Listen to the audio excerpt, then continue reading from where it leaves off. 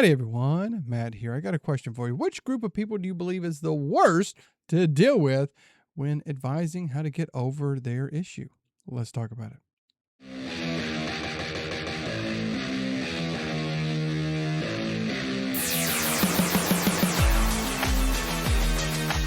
All right, everyone. First and foremost, let me introduce myself. My name is Matt. I am Matt the PT, coming at you with another video, another topic, something from the physical therapy world. Now, this one, again, posing that question: which group of people do you believe it's the most difficult, most challenging, probably the most infuriating to deal with when working with them to try to get over some sort of issue? Maybe not exactly like treating, but maybe like advising, if we talk about that.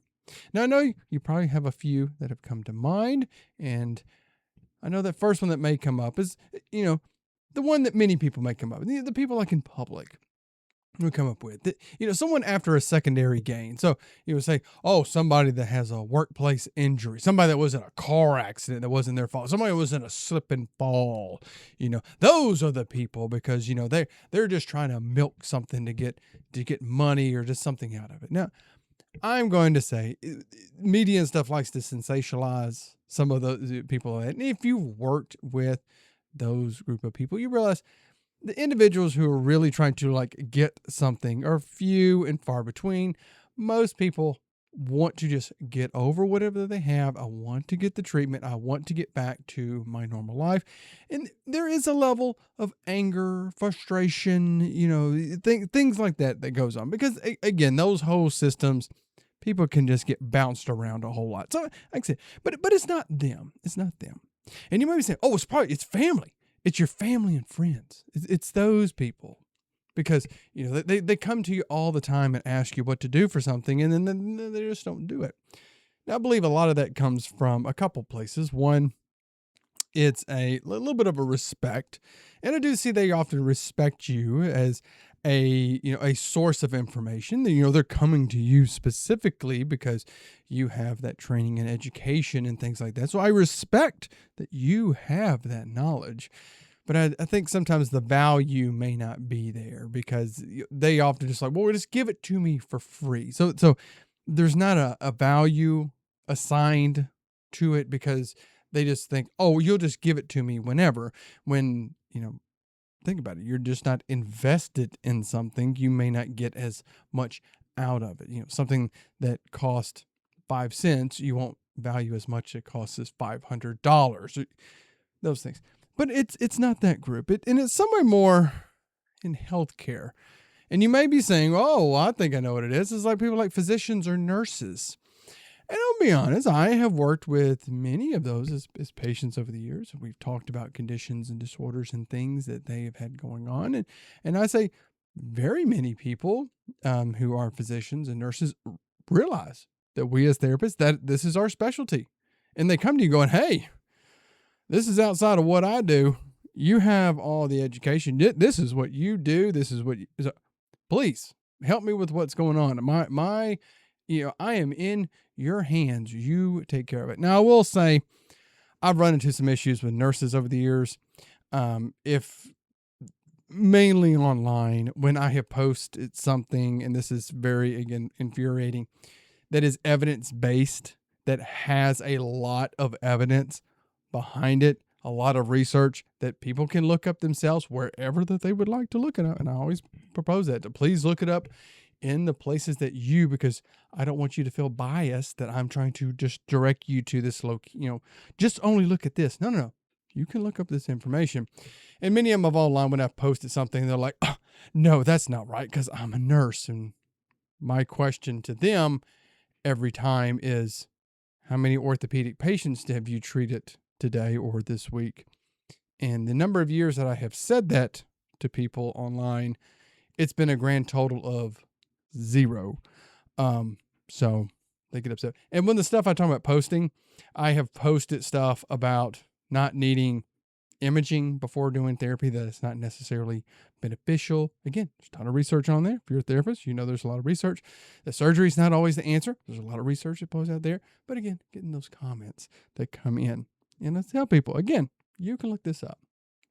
But I will tell you that I really think that this group may be number one, and I think it points to possibly a larger issue, and that is other therapists, other PTs have, and I would say have been some of the most challenging people to have ever like tried to help them or assist them or consult with them about their own issue that they have going on. And I've seen this interesting thing that there is a level of respect to one another who have went through trainings or has a specialization. So think about those therapists who are like vestibular therapists. We respect what you do. Okay, yes, we're going to send you one. You're going to do amazing things with the neuro PTs. Oh, you do these great things with people who are neuro, or you do aquatics or pediatrics. We have this great level of respect to them and understand that you are going to do so well with people who have the conditions that they treat. And then we look at like certifications and things that people have. Oh, you went through this training and things like that. We have a level of respect for that because you really know what you have. You really know what to do in these terms.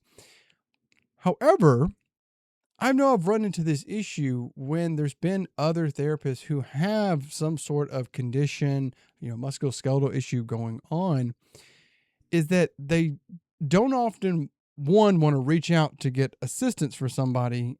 And as well, when they do get assistance from somebody, they don't follow through with them. And it's a very wild, interesting thing. And that's what I want to talk about. If you think this is a wild group to deal with, hit that thumbs up button and subscribe to the channel. Back to the video. And I want to share this because I've had this experience over the years. I've had these interactions with therapists who are dealing with an issue, some condition that I am very familiar with and have treated, and can see that they are really struggling.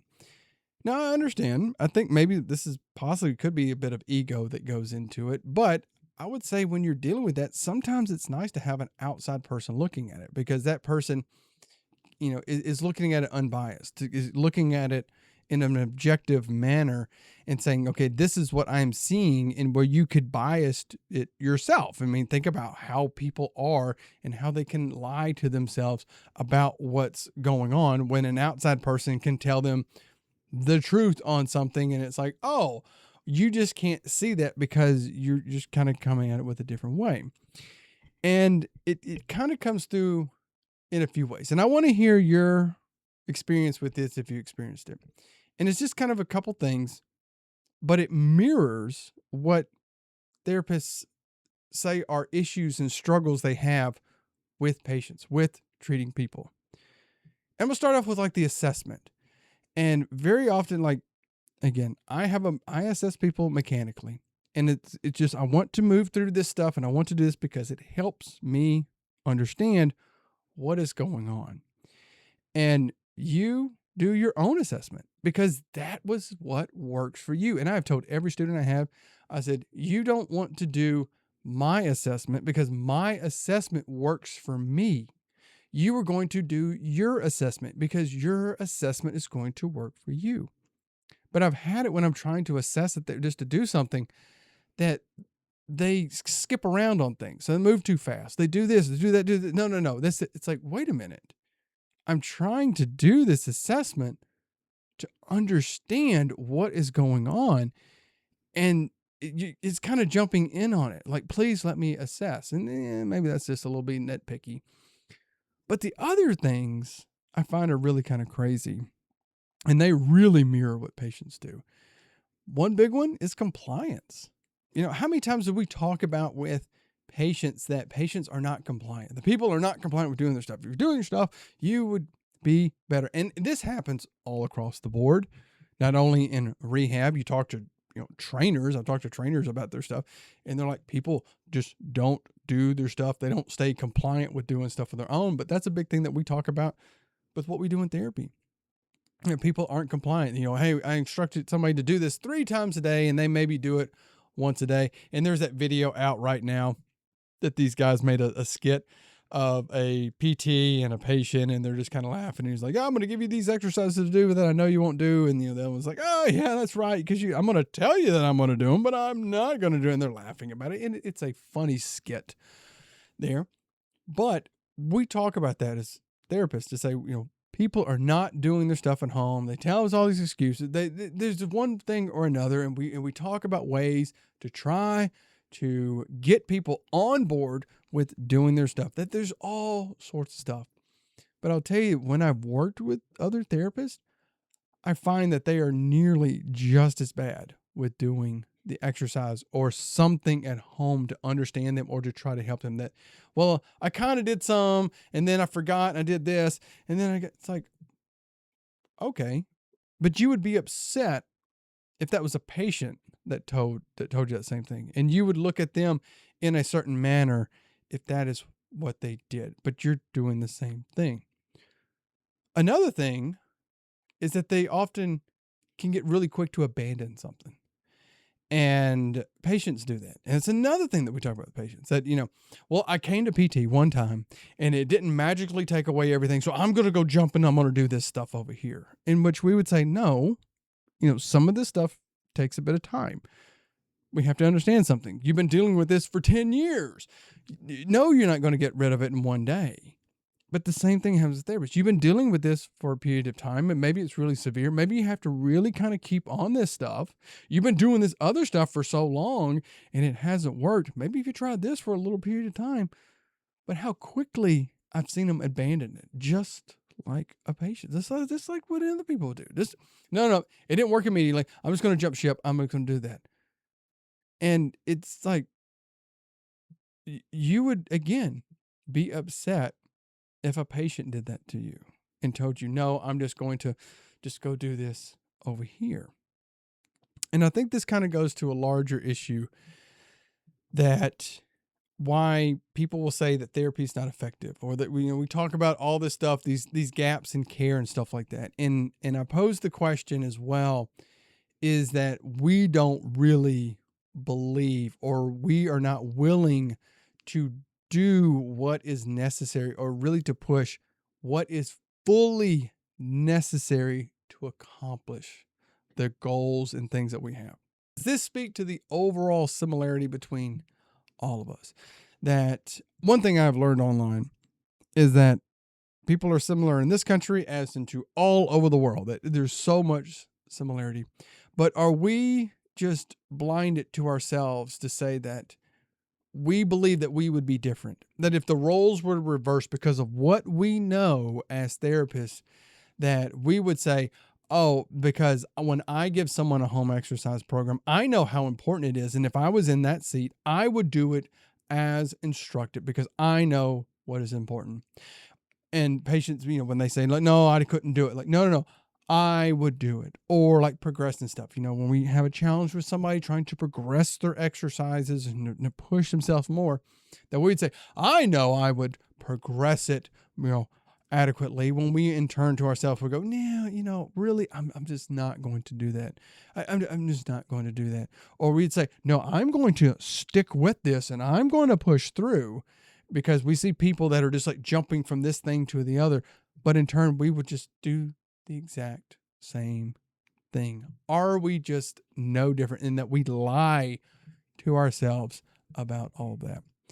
And in wrapping this all up, I'll tell you, I now don't willingly say, hey, you're dealing with something. I'm very happy to assist you, because this scenario has happened to me so many times, to say, hey, I am so willing to help you because you are dealing with something and I'm very willing to help. And they just like, nah, it's just like, well, cool. Thank you. But no, thank you. And the no thank you just comes in terms of just like, oh, I'm just not going to do all that stuff because I don't really think. And also, could this be a teaching moment to say, okay, hey, you have a different training. You have this. Maybe you could pick up something from it. Hey, this other person treated me with this methodology or this. Wow, this was very effective. I see how it worked myself. Maybe I could learn this and make, implement this in my treatment, to see with these other people, or to help grow the knowledge and things like that. And I will tell you this, I know if I'm dealing with an issue, I go to others. I dealt with a very severe hip issue a few years ago, and I was trying to treat it myself, and it was not getting better. So I had to put my ego aside and be humbled and went to a colleague to say, "Hey, could you working with my hip?" And we went through it, and we talked it out, and come to find out what was going on. Hey, they helped go through. If I was dealing with a vestibular issue, I would go to a vestibular therapist and not try to step on their toes and go, "No, no, no. You're the expert. You have this. Teach me about this. Help me deal with this." So let me know. Do you deal with other therapists? Do you talk with them? Do you ever try to treat them, or you say, "No, you're on your own, bud. Do it as you want. You can just suffer with it. Whatever. Just deal with it." And do you think if maybe we all came together to understand, hey, maybe we look at these things and then we really, really understand it because we go through it, maybe it could make things better. I don't know. Share with me your thoughts, opinions, beliefs, all that down in the comments below. If you enjoyed the video, please hit that thumbs up button. Please consider subscribing to the channel. It doesn't cost you a copay or anything like that. And until next time, take care of yourself. Take care of your patients. I'll see you then.